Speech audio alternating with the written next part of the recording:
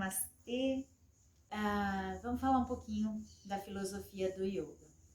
Eu acho legal começar a falar justamente dessa saudação que eu acabei de fazer, Namastê. Namastê é uma saudação, é uma reverência, é um reconhecimento no outro do que há de melhor na gente, entendendo que todos somos um e somos um com o universo. Então existem algumas traduções que a gente usa, né, que é o Deus que habita em mim, saúde o Deus que habita em você. Eu gosto de pensar que eu olho para você, eu consigo te ver e eu reconheço o amor que existe em você e que esse amor é o mesmo que existe em mim e que nos torna um com o universo. Então só essa saudação já diz muito do que é o yoga, né? O yoga, ele é um estilo de vida. Existe uma filosofia, como todo estilo de vida, que vai conduzir esse estilo de vida. Existe uma conduta ética, e essa conduta ética é mais uma forma de ver e de agir em relação à vida. E isso vai englobar vários aspectos, né? O que a gente vê mais comumente são os asanas, as posturas, a prática do Hatha Yoga, né? Que é a que a gente vê mais visível aos olhos, utiliza o nosso corpo físico para trabalhar essa questão física, mas que vai impactar nos aspectos emocionais, energéticos, mentais. Então não é o físico pelo físico. Então o que a gente vê, né, o que está mais visível da prática do yoga, né, que seriam as posturas, a prática das posturas, utilizando o corpo físico. Se a gente pensar num iceberg, isso é só a pontinha do iceberg, tá lá em cima, é o que a gente vê.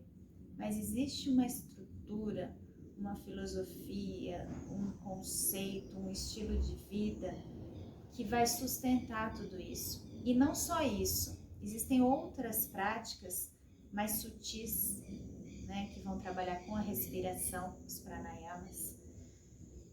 A respiração no yoga é muito poderosa, né? A gente consegue fazer uma prática transformadora só com a respiração. E essa é um estilo de vida, uma filosofia milenar, né? Então, a gente, enquanto professores de yoga, a gente entende que a gente está a serviço do yoga.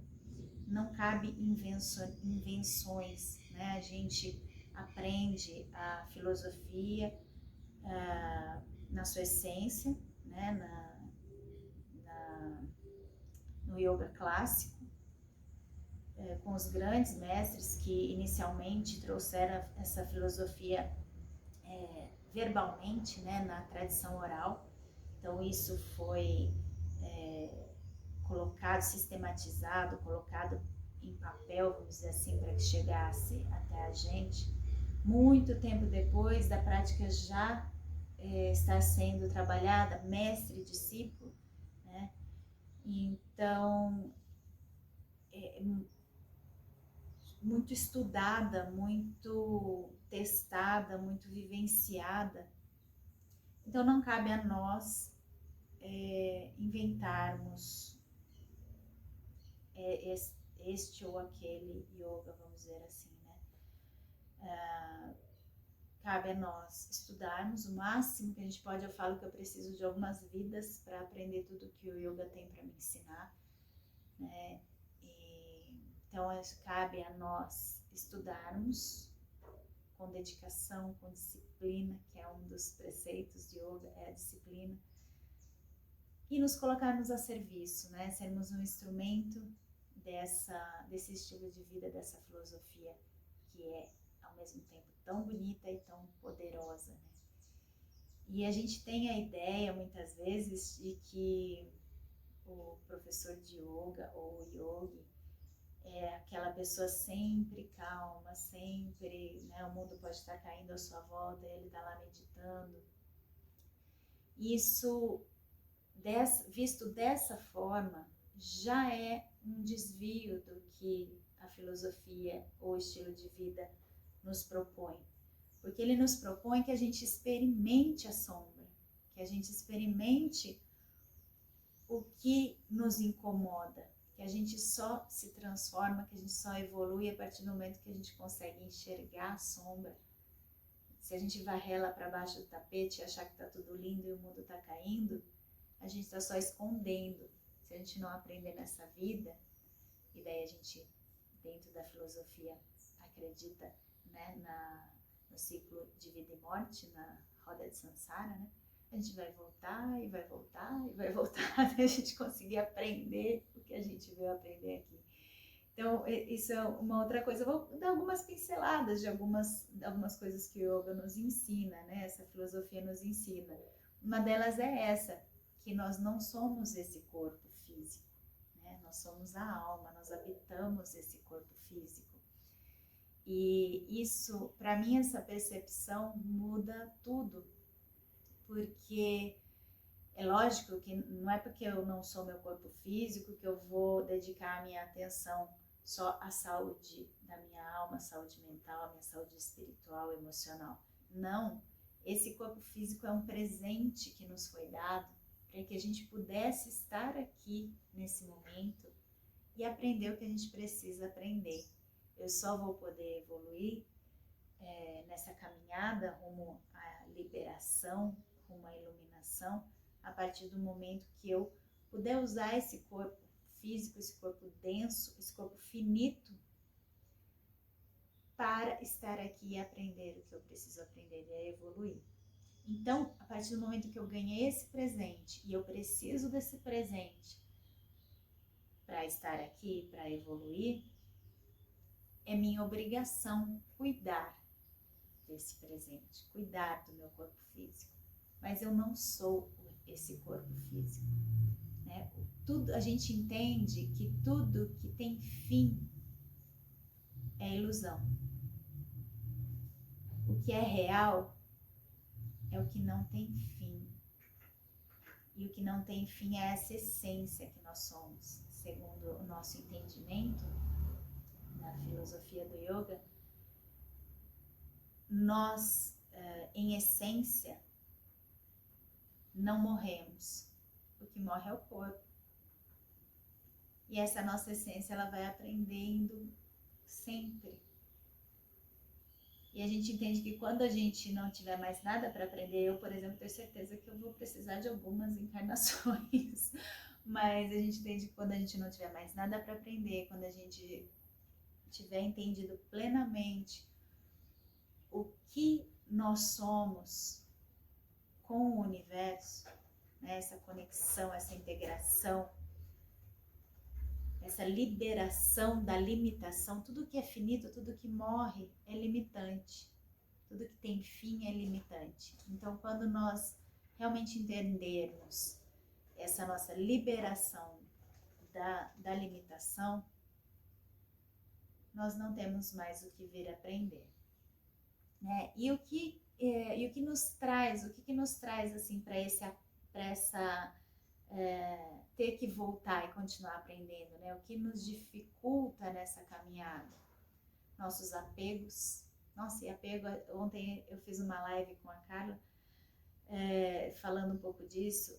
O apego, a gente às vezes se acha super desapegado, né? Sou desapegada materialmente, eu uso só o que eu preciso, lixo zero, ótimo, legal tudo isso. Mas eu faço tudo isso, só que sou apegado na minha espiritualidade, que se eu não tiver aquele momento em que eu vou fazer a minha meditação, aquele momento em que eu vou, ou seja, qualquer outra, se eu for pensar, por exemplo, em religião, que yoga não é religião, yoga é um estilo de vida, mas se eu for pensar numa religião, se eu não me apegar à minha religião, se eu não apegar, eu não consigo viver, eu não consigo encarar a vida. Isso é apego, né? Então, assim, existem vários tipos de apego. Apego ao corpo, apego a dificuldade que a gente tem de entender a morte do corpo físico, isso é apego, né? Eu posso falar, não, mas eu gosto tanto de viver, eu gosto tanto das pessoas que estão próximas a mim, que estão, né, que é da minha família, eu não quero deixar isso é apego, né? Então, os apegos, os gostos e aversões, enfim, uma série de coisas aí vão nos limitando nesse processo de aprendizado. E o yoga, na sua essência, ele é um exercício de autoconhecimento. Até o nome do meu espaço, que é Espaço Swadhyaya, Swadhyaya significa autoestudo, autoconhecimento. Então, esse é o propósito, né? O propósito é você utilizar de técnicas de asanas, de posturas, né, de respiração, de kriyas, que são exercícios de purificação, de mudras, que são gestos, alguns feitos com o corpo, mas a maioria deles com as mãos, que são exercícios de concentração, de atenção, que também potencializam os efeitos das posturas. Existe o exercício de devoção, existe o yoga da alimentação, né? Na alimentação, o yoga entende que a gente precisa se alimentar de prana, e se alimentar de prana não é se alimentar de luz e não comer, né? Não é isso. Se alimentar de prana é buscar alimentos que tenham, o prana é energia vital, então buscar alimentos que tenham energia vital, que tragam essa energia vital para o seu corpo. Então, se a gente pensar em congelados perdem a energia vital. Se a gente pensar, né, e outra coisa, se a gente pensar em industrializados, o processo de industrialização tira a energia vital. Se a gente pensar, tem a questão, né, de ser vegetariano, de ser vegano, se a gente pensar na alimentação, aí a gente pode entrar em várias outras discussões, mas estou falando do que se entende, né, na filosofia do yoga, que existe um sofrimento, né, na morte do animal, e essa energia desse sofrimento fica e interfere no prana, na energia daquele alimento que você vai colocar no seu corpo. Para além disso, tem a questão da digestão, que é mais lenta. A gente preza muito por essa questão de entender o seu processo digestivo, que o processo digestivo físico também vai interferir no processo de digerir os acontecimentos e a vida, né, as coisas da vida. Então, assim, eu poderia falar milhões de coisas aqui e tem coisa para falar ainda. Então, tem muito mais coisa para a gente falar a respeito da filosofia, do estilo de vida. E mais uma vez eu queria agradecer. Namastê.